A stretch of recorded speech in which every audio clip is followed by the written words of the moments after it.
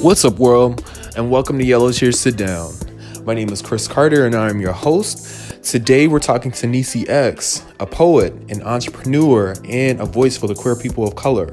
Stick with us as we dive down her journey and learn more about her life. What's up, Niecee X? How you doing? I'm good. How are you? I'm good. Welcome to the Yellow Cheers Sit Down. Thank you for having me. No problem. Thank you for coming to chat with us today. We just wanted to dive a little deeper into your world of art, poetry, and entrepreneurship. Yeah. I'm just going to ask you your first question and just ask you, give us a little history on Niecee X.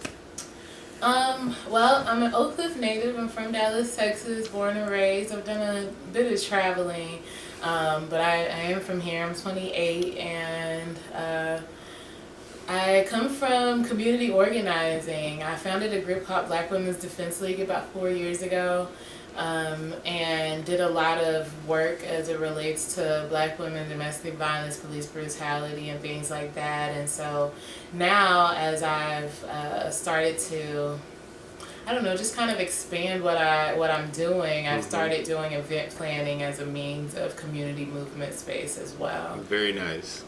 Tell me about that. I know you as a poet. I just met you as a poet. Right. But I'm hearing more and more about the Revolution Cafe. Yeah. And I want to know more about that adventure. Yeah, so as a creative person and artist, I like vegan food. I am vegan. I've always felt like there was an absence of intentional queer community in Dallas, and particularly of like QPOC or Black queer community that was both politically engaged and aware, but also creatively engaged and aware. And we need our own spaces. And so the purpose of Revolution Cafe is to, for one, create a space where like-minded creative folks can be and convene. There's places like that in all other like large U.S. cities, but it just doesn't feel like there's a place where we can call home. And so I want to be a part of creating that. I want to invite our entire community to be a part of creating that. And it's kind of meant to kind of be a landing spot for creative folks, for political folks, for everyone, but also to be to be able to spawn like new stuff. Yeah, absolutely. New culture. Yeah, when I was at your event that you and Dewan Jamal had earlier today, we seen you in the world of affirmations and positive energy and all of that good stuff. Yeah. And it seems like that's what you want to cultivate and create. Tell us more about that. Yeah, I think that the way that you live your everyday life in and of itself is what creates revolution. I think that historically we think it's this thing or another. It's picketing, it's doing all these other different things, which I can't negate their importance, but I think that when we seek to like live a live exemplary of the values that we have, that's when we start to see those things come into place. Very nice, very nice. So you and Dewan Jamal met, and you guys talked a lot about queer as fuck. Yeah. And I wanted to know more about that also. I know I'm asking you a lot of questions about wanting to know. Right? Yeah, exactly. And being in that area and the energy and all of that good stuff, I think it's very important for people to kind of understand what that stood for and what that means to you as the creator of it all. Yeah, queer as fuck, I guess if the name doesn't say it all. It's an unapologetically QPOC space. Okay. The goal of it is to really have just real good, cool vibes and allow various folks, whether they're creative or not. We have people on the mic who just have something to say. Right. And having a space where you can feel comfortable and at home enough to say it is really what I wanted to create when making the event. Right. Each week we have food that I cook myself. Nice. But all of the events and things that I do have been just to kind of create a community around Revolution Cafe, and really a community in Dallas that is receptive and is vulnerable and honest and aware and all of these things. Right. I created it because I didn't see anything like it. And I knew that it needed to exist. And folks like Dewan and everyone who comes and performs really create that culture. I just wanted to make a space. Let me ask you a question about performing, because not only are you the creator of this madhouse, you're also like this emotional and great poet as well. Oh. So like when I was listening to your poetry, like I was amazed at the fact that you were so honest.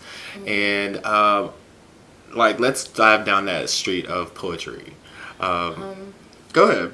Like, what is it? Why? Or how do I like create it? Well, let's start out with asking, why did you choose the world of poetry?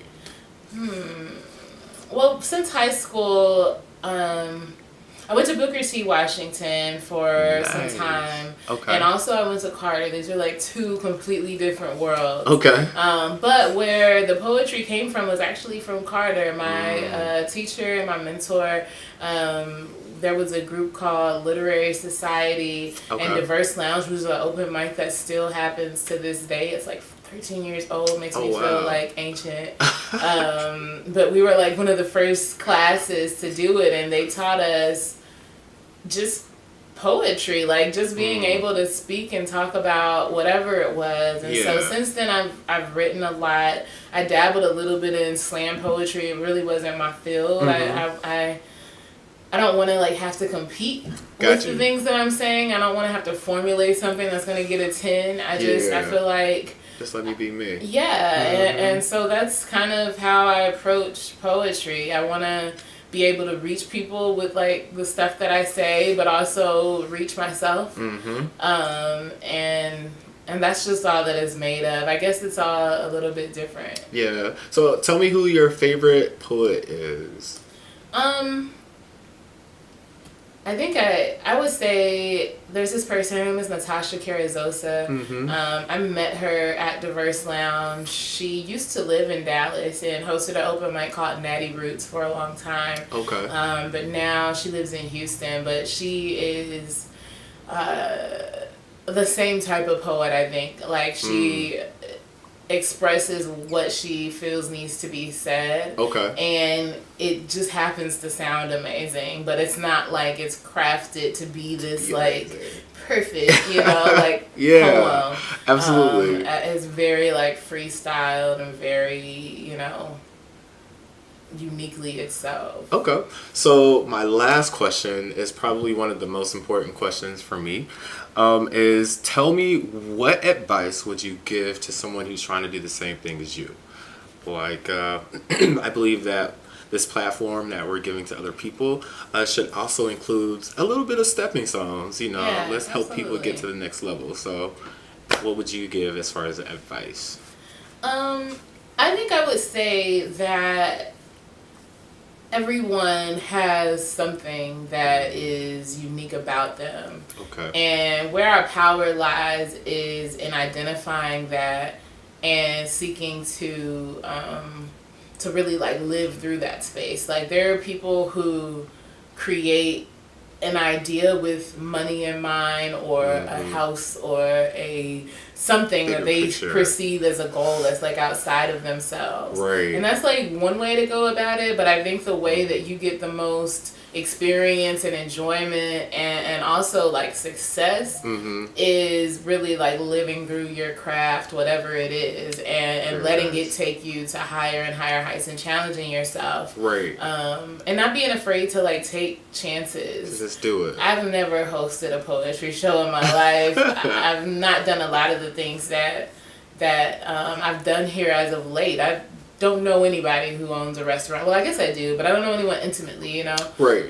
But yet and still, I feel like, okay, well, I can figure it out. Yeah. Let's make it happen. Let's figure it out. We all gonna figure it out together, and not being afraid to like ask for help. Don't take yourself so seriously to the point where you feel like you're an island, right? And that you alone are going to do anything. Nobody singularly did anything that was great. Absolutely. And sometimes it takes being a little bit humble to recognize that too.